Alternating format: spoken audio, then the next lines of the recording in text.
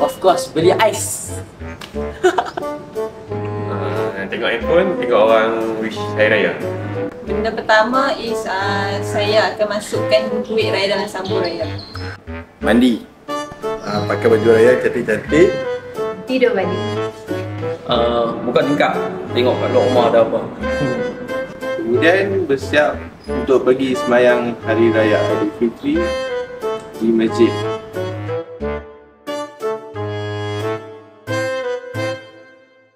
Selalunya macam selalu kuih raya, tapi bagi saya yang paling saya suka lemang lah. Lemang dengan ketupat. Lemang. Daging masak hitam.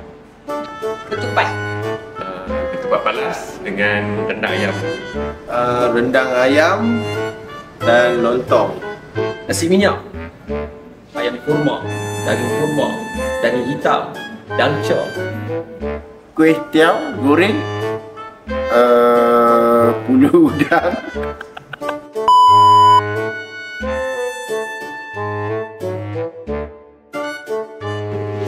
Datuk Sudirman balik kampung. Oh, balik kampung. Oh, balik kampung.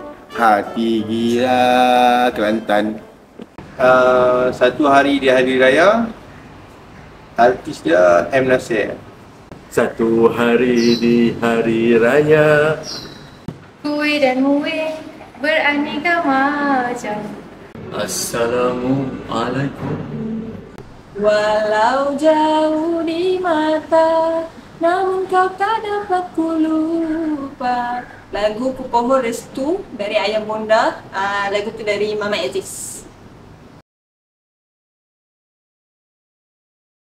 Kami daripada Lembaga Muzium Negeri Pulau Pinang mengucapkan Selamat Hari Raya Aidilfitri, maaf zahir dan batin.